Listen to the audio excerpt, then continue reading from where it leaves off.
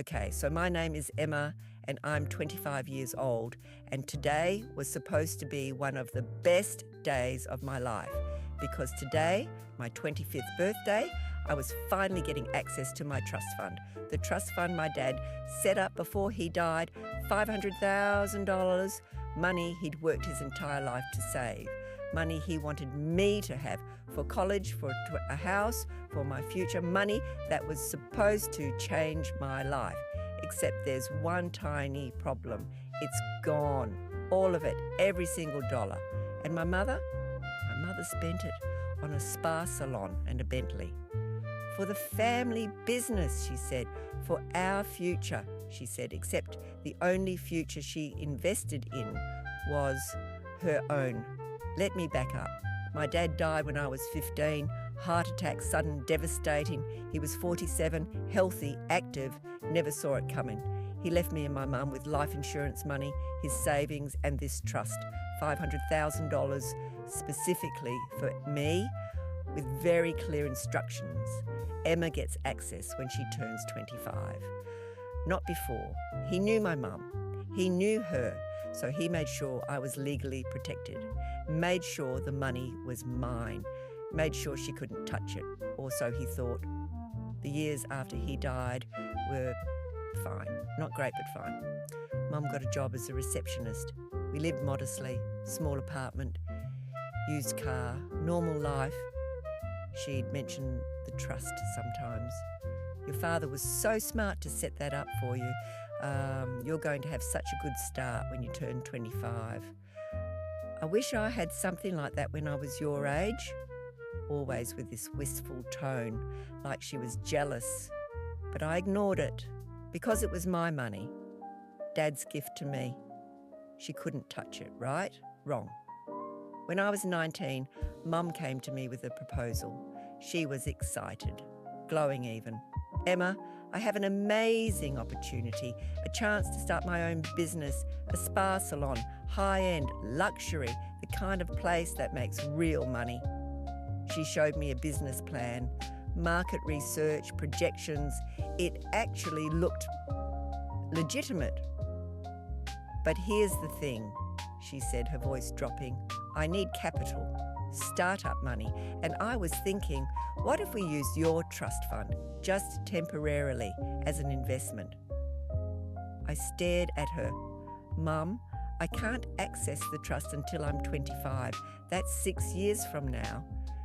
She waved her hand dismissively. I know, but I'm the trustee. Your father appointed me to manage it until you're old enough, which means I can make investment decisions on your behalf. And this is a smart investment. We use the money now, build the business, and by the time you're 25, the salon will be worth millions. You'll get your original $500,000 back, plus all the profits. It's a win-win. Red flag number one. But I was 19. I didn't know anything about trusts or investments or how any of this worked. And she was my mom. She wouldn't steal from me. She wouldn't betray Dad's wishes. She was offering me a partnership, a chance to build something together. Are you sure this is legal? I asked. Completely legal. I checked with a financial advisor. As trustee, I have the authority to invest the funds, and I'll keep meticulous records. Every penny tracked. You'll see exactly where the money goes. Famous last words. I said yes, because I trusted her, because she was my mother, because I believed she had my best interests at heart. She withdrew the entire trust, all $500,000. Don't worry, she assured me. This is just the beginning of something amazing. And for a while, it looked amazing. She opened the spa, Serenity Lux Spa and Wellness. Fancy name, fancy location, right in the upscale part of town. She hired staff, bought equipment. The place looked incredible, professional, expensive, successful. And Mum transformed. New wardrobe, designer bags, hair extensions. She started going to networking events at expensive restaurants, posted constantly on social media. Boss lady and entrepreneur, living my best life. She looked happy, confident, like she'd finally found herself. And I thought, good for her. She deserves this. Dad would want her to be happy. The business is doing well. Everything's going according to plan. Except it wasn't, but I didn't know that yet. Then came the Bentley.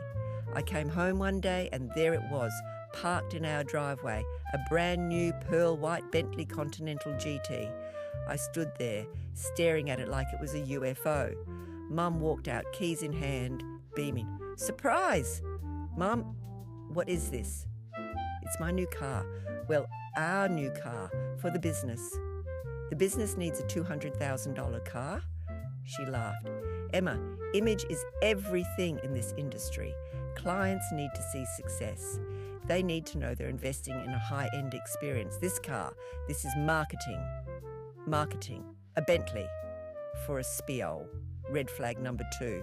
But again, what did I know? Maybe luxury businesses did operate this way.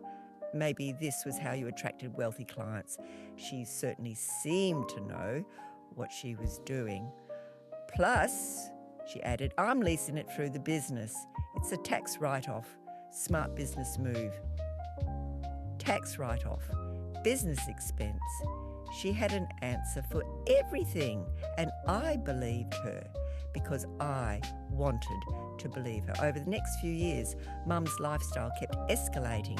Designer clothes, expensive jewellery, weekend trips to Miami, to Vegas, to LA, business trips, she called them, networking, building connections. She joined an exclusive country club, started getting Botox, fillers, facials at other spas because apparently she needed to research the competition. She lived like a millionaire, and the whole time I was working 2 jobs, putting myself through community college because we need to keep expenses low while the business grows. I asked about the salon sometimes. How's business, Mom? Great, we're booming.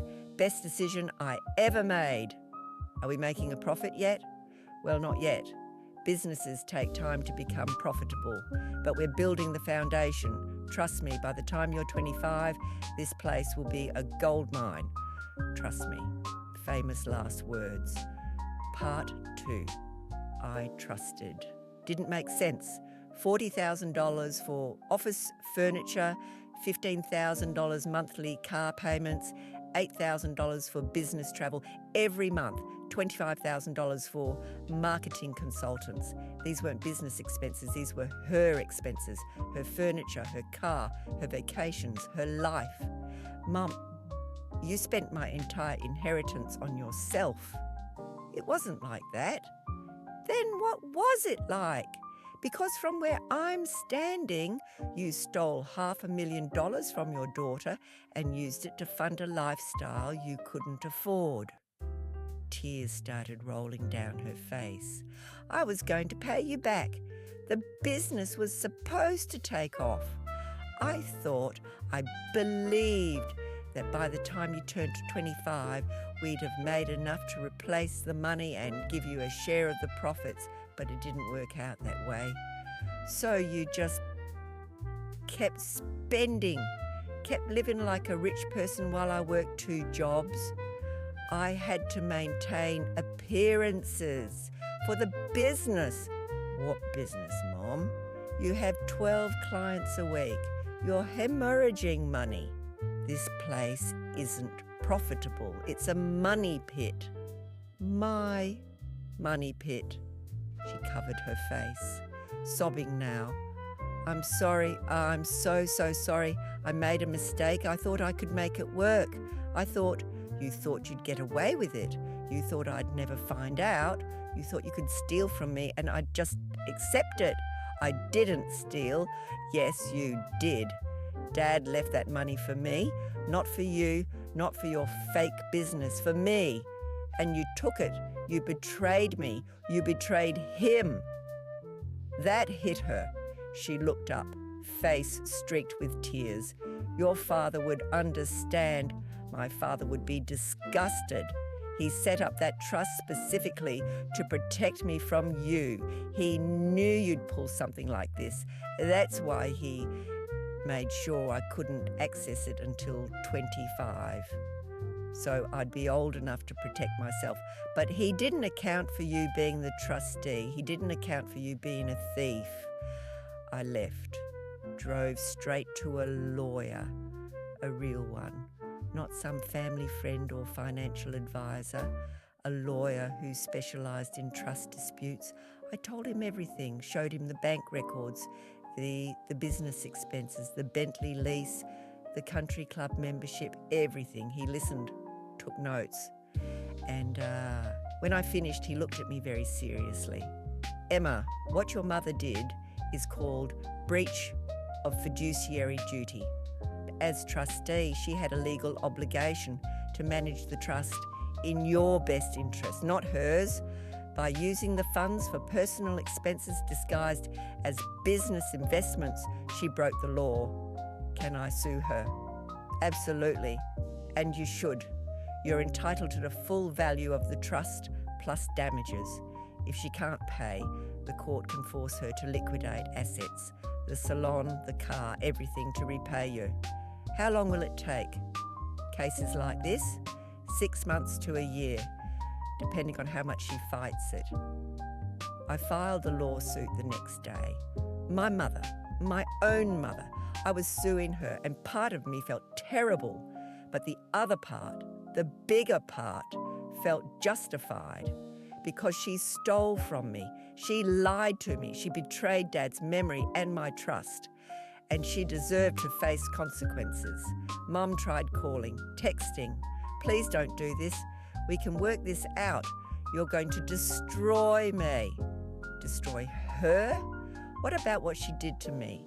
What about my future, my education, my chance to buy a house, my security? She destroyed that without hesitation, without remorse. She only cared now because she was getting caught. The case went to court. Mum's lawyer tried to argue that the business investments were reasonable fiduciary decisions. The judge wasn't buying it. $200,000 car leases, $100,000 in personal travel, $50,000 in designer furniture. These are not reasonable business expenses for a struggling spa salon. He looked at my mother with disgust. You abused your position as trustee. You prioritised your lifestyle over your daughter's future. This is exactly the kind of behaviour trust law is designed to prevent. Judgment in my favour. $500,000 plus interest, plus legal fees, total $627,000. Mum didn't have it. Obviously, she'd spent it. So the court ordered liquidation. The salon sold. The Bentley repossessed. The furniture auctioned. Her jewellery gone. Everything she'd bought with my money taken. She ended up moving into a tiny studio apartment, back to working as a receptionist. No more designer bags, no more country club, no more boss lady lifestyle, just reality. The reality she'd been avoiding for 6 years. And you know what? I don't feel bad. Not even a little bit, because she had a choice. She could have managed the trust responsibly. She could have invested wisely. She could have made decisions that benefited me. Instead, she chose herself. She chose greed. She chose to betray her own daughter.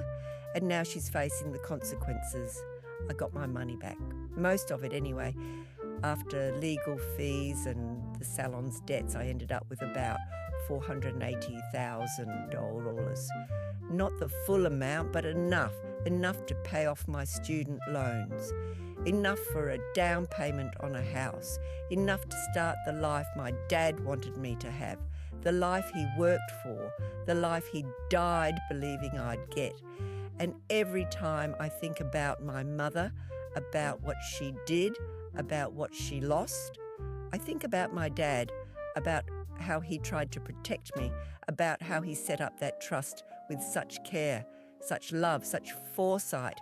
He knew, somehow he knew she'd try something. That's why he made me wait until 25. Old enough to recognise manipulation, old enough to fight back, old enough to protect myself. He couldn't have predicted she'd abuse her position as trustee, but he gave me the tools to fight back anyway. And I did. I fought, I won, and now I'm living the life he wanted for me, not the life she tried to steal. So if this story made you want to check who the trustee is on your accounts, or made you grateful your parents aren't criminals, hit like and subscribe, because I've got more stories. Stories about family betrayal, stories about stolen inheritances, stories about people who underestimated the consequences of their greed. Spoiler alert, the truth always comes out. The money always gets tracked. And the thieves, they always get caught. Always. My mother thought she could get away with it, thought she could spend $500,000 and I'd never notice, thought she could play dress up as a successful entrepreneur using my future as her costume. She was wrong, dead wrong, and now she's paying for it. Every single day, living in that studio apartment, driving a beat-up Toyota, working a job she hates, all because she got greedy, all because she thought she was smarter than the system, smarter than me. But you know what? I'm my father's daughter, and he didn't raise a fool. He raised someone who stands up for herself, who fights back, who doesn't let anyone, not even her own mother, steal what's rightfully hers. So yeah, I sued my mum. I took everything she bought with my money, and I'd do it again, every single time, because some betrayals don't deserve forgiveness. Some actions don't deserve second chances, and some people, they deserve exactly what they get. Nothing more, nothing less, just justice.